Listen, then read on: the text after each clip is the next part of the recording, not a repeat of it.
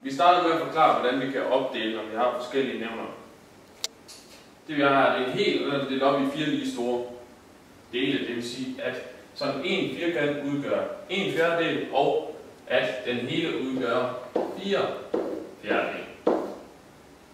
Hvis jeg så får at vide, at jeg skal markere 1/3 af den her figur, kan det gøres på mange måder. Jeg kan prøve at se, om jeg kan finde 1/3 herover, så markerer den. Eller jeg kan dele hver fjerdedel op i 3 lige store stykker, og så markere 1/3 i hver firkant. Så, hvis jeg deler den op her,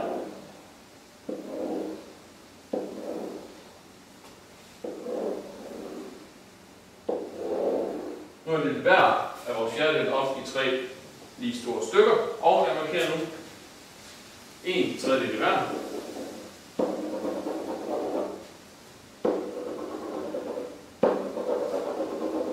Og jeg har nu markeret 1/3 af firkanten.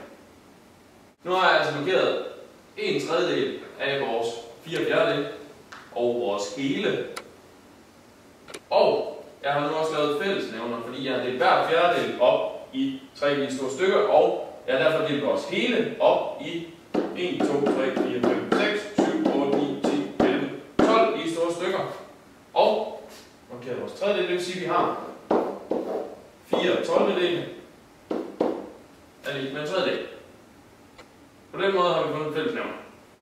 Vi har et regnestykke, der hedder 2/5 plus 1/3. Det skal vi så prøve at regne ud visuelt.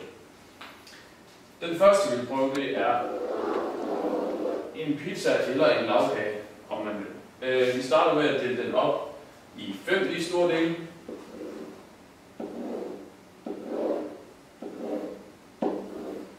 Like this. Og de 5 dele, dem deler vi så op i 3 mindre dele for at finde fællesnævner.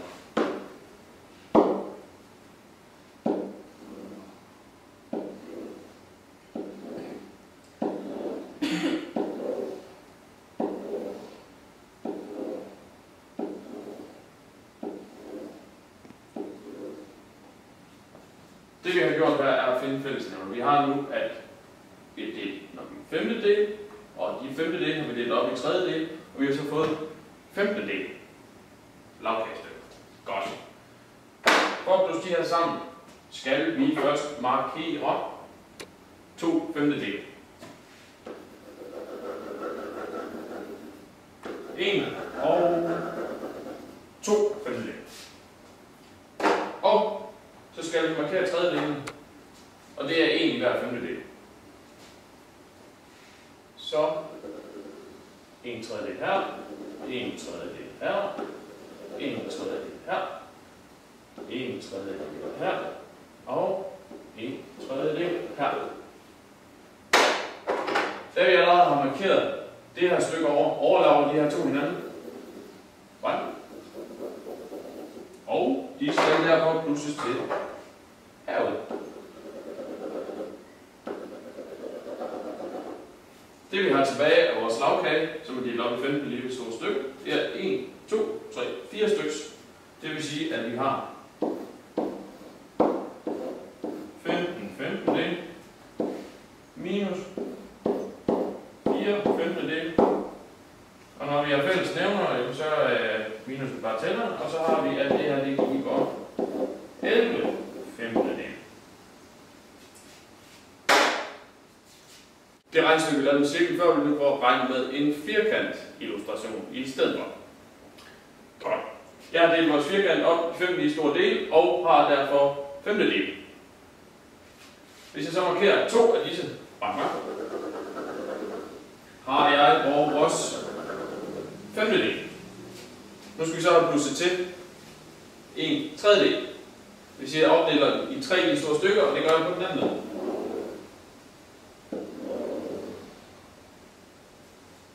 Sådan her. Så markerer jeg 1/3 del. Det gør jeg.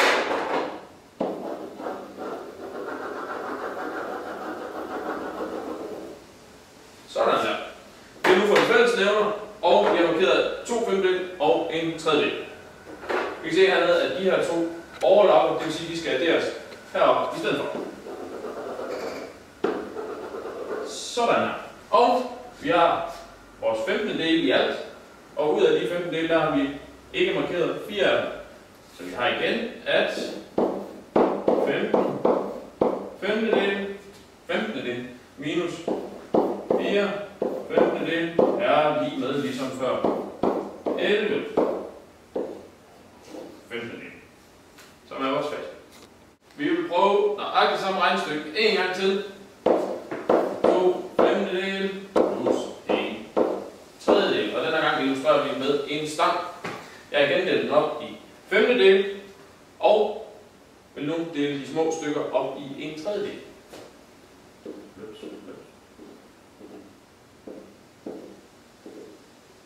Ja, tæt på.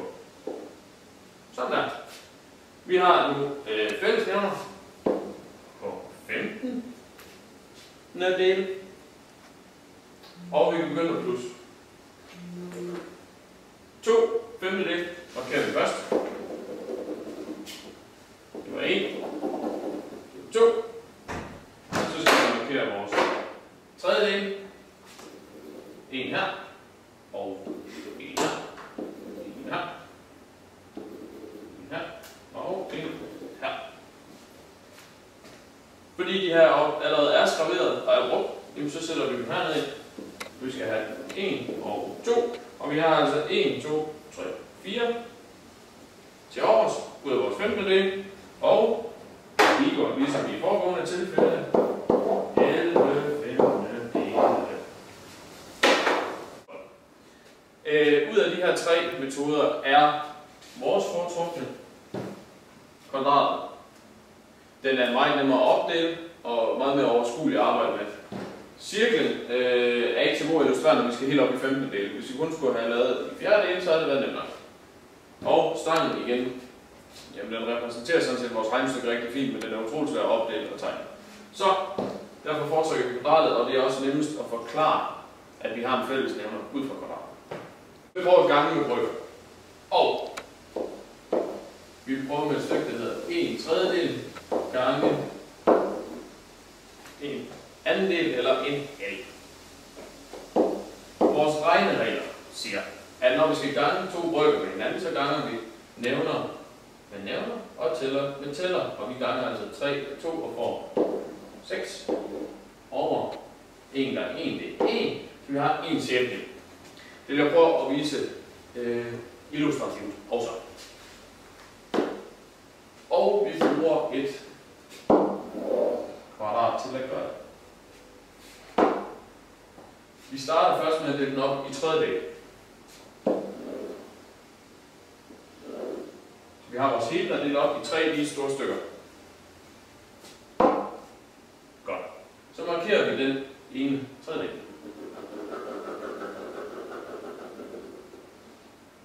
Når vi skal gange 2 brøker med hinanden, er det samme som at sige, at vi skal finde en halv af vores 1 tredjedel. Så nu prøver vi at markere, eller dele den her op i halve, og så markere en halv.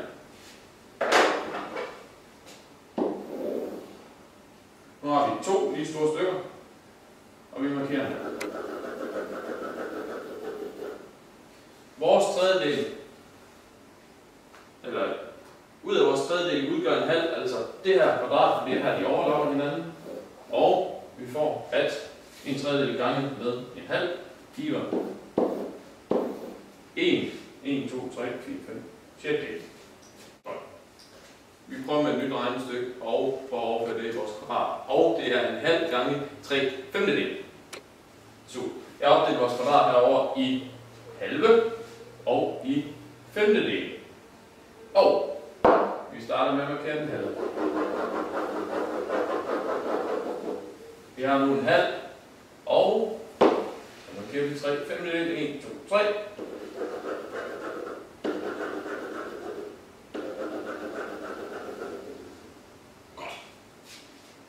Vi har altså nu fundet 3 femtedel af en halv, og 3 femtedel af vores halve giver med fællesnævneren 1, 2, 3, 4, 5, 6, 7, 8, 10. 3 tiendedel, og det bliver facit. Hvis vi regner det med vores regneregler og siger 2 gange 5, så har vi nævner 10. 1 gange 3, 3 tiendedel, samme som før. Vores næste regnestykke hedder 4 gange 3 fjerdedel. Og jeg har herover lavet 4 hele og skrevet dem i gul og delt dem op i fjerdedel hver især. 4 lige store stykker. For at finde ud af, hvor meget 3 fjerdedel af 4 er, markerer jeg her. 3 fjerdedel i den ene, 3 fjerdedel i den anden, tredje og fjerde er nu markeret. 3 fjerdedel af vores 4 hele. Og vi kan nu lave et regnestykke, der hedder 4 hele minus det vi har tilbage. Det er 1, 2, 3, 4. 4 fjerdedel. 4 fjerdedel det er det samme som 1, og vi har 4 minus 4 fjerdedel giver 3 hele. Jeg vil nu argumentere for, at 3 fjerdedel divideret med 1 fjerdedel er 3. Når vi skal dividere, skal vi finde ud af, hvor mange gange 1 fjerdedel går op i 3 fjerdedel. Det kan jeg godt illustrere og lave en firkant med 4 fjerdedel i, men jeg kan godt se, at når vi har fælles nævner, er det sådan set bare at dividere den her tæller op i den her tæller. Og 3 divideret med 1 er lige 3. Og altså vores regnestykke. Det bliver straks svært, når vi så ikke har fælles nævner længere. Så derfor må vi forlænge den ene af dem, eller finde fælles nævner. Det kan gøre ved gange, men vi kan også hurtigt se, at 7 går op i 14. Hvis vi ganger med 2 er også, så får vi 14 del. Så vi gør det, at vi ganger med 2, så vi får 10 14 del divideret med 5 14 del. Og så har vi ligesom før fælles nævner, og kan derfor dividere de to tæller op i hinanden. 10 divideret med 5, det giver 2. Det bliver straks svært, når vi skal argumentere for, at det her stykke det er rigtigt. Det vi gør, det er, at vi finder fællesnævnerne igen. Og det gør vi ved at sige 5 gange med 4. Så vi får 20 del.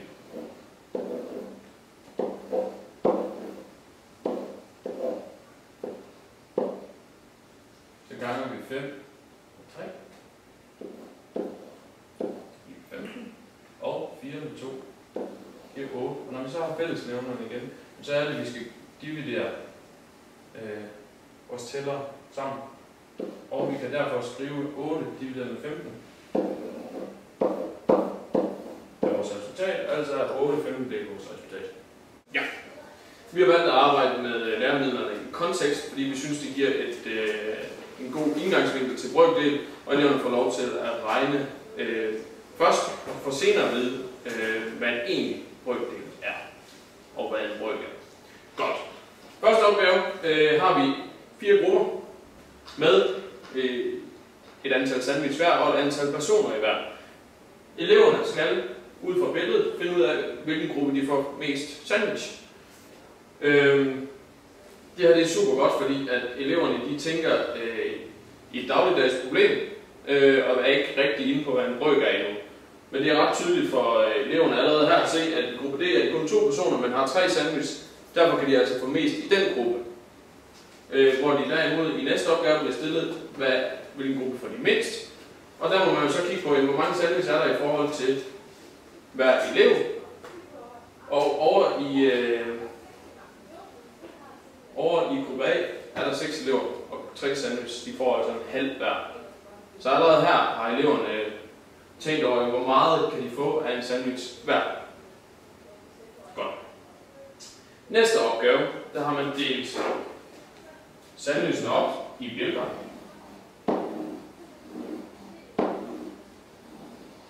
Og eleverne får til opgave at dele dem ud i Josefines gruppe. Og Josefine, hun er i gruppe A. Det vil sige, at der er 1, 2, 3, 4, 5, 6 personer. Og eleverne skal her ud fra bjælkerne eller sandwichen dele dem ud til hver især. Så de ved, at de skal have lige meget hver, alle 6, men der er kun 3 sandwich. Det får dem til at allerede tænke hen af mod brøkdele, uden rigtig at vide, hvad det er.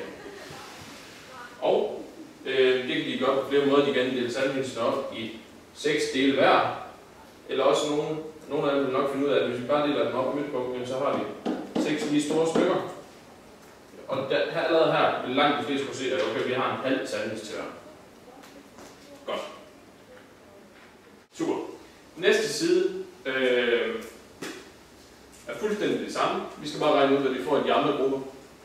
Eksempel er i gruppe B, hvor de er 3 personer med 2 sandwich, som de så skal dele ud. Og det er her elevens opgave at finde ud af, hvordan gør vi det bedst. Og når det er så illustrativt, som det er her, så kan man gøre det på mange måder.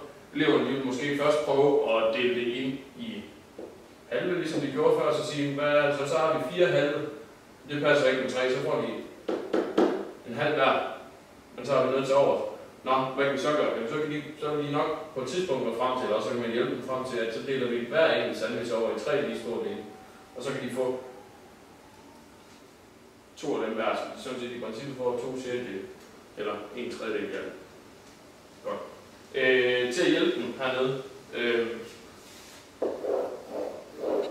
har vi den her kasse, hvor en sandwich er delt ind i 3 lige store dele, og det her de bliver introduceret til bryggerne, som egentlig er 1/3 del.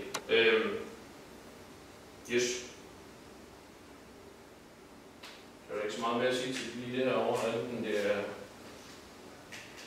vi synes, det er gode læremidler, fordi at eleverne selv skal tænke sig frem til delene, og med lærerens hjælp, så må de jo så finde ud af, hvad bryg er. 1, 2, 3, go! Godt. På den her tur, der skal de også have drikkelse med. Og på det her tidspunkt, der har de stiftet bekendtskab med brygdelen. De får så at vide, at de skal dele de her kander. Kanderne er opdelt for dem, og de skal så på hver af kanderne skrive, hvor mange dele den er delt op i. Altså brygdel. Det vil sige, at den første herovre, der får de allerede nævnt, det er svært at se på videoen, men får de at vide, at den er delt op i 1, 2, 3, 4, 5 dele, og altså den nederste del her udgør 1/5 del. Eleverne skal så selv slå på her ud for, at det her det er 2/5 del, og så videre. Og ligesom herover finde ud af, okay, vi har den her kant, den er delt op i 1/2 del, det vil sige, at den nederste del, den udgør 1/2. Og så videre og så videre. Det er rigtig godt for eleverne det her, fordi at det er så illustrativt som det er. Det er ret nemt at tælle, hvor mange dele vi har. Og det er ret nemt at... ja, jeg ved ikke. Det er bare nemt. Det er en god måde at gøre det på. På den her tur, der skal de også have drikkelse med. Og på det her tidspunkt, der har de stiftet bekendtskab med brygdelen. De får så at vide, at de skal dele de her kander. Kanderne er opdelt for dem, og de skal så på hver af kanderne skrive, hvor mange dele den er delt op i. Altså brygdel. Det vil sige, at den første herovre, der får de allerede nævnt, det er svært at se på videoen, men får de at vide, at den er delt op i 1, 2, 3, 4, 5 dele, og altså den nederste del her udgør 1/5 del. Eleverne skal så selv slå på her ud for, at det her det er 2/5 del, og så videre. Og ligesom herover finde ud af, okay, vi har den her kant, den er delt op i 1/2 del, det vil sige, at den nederste del, den udgør 1/2. Og så videre og så videre. Det er rigtig godt for eleverne det her, fordi at det er så illustrativt som det er. Det er ret nemt at tælle, hvor mange dele vi har. Og det er ret nemt at... ja, jeg ved ikke. Det er bare nemt. Det er en god måde at gøre det på. Jeg har valgt de her læremidler, eller kontekstlæremidler, fordi at de er illustrative. Viser eleverne, hvad en brygdel er til at starte med, og senere hen udvikler deres forståelse af brygdel rigtig kontinuert og rigtig fint. Vi synes, det er gode læremidler, og det er dem, vi selv vil vælge at undervise i.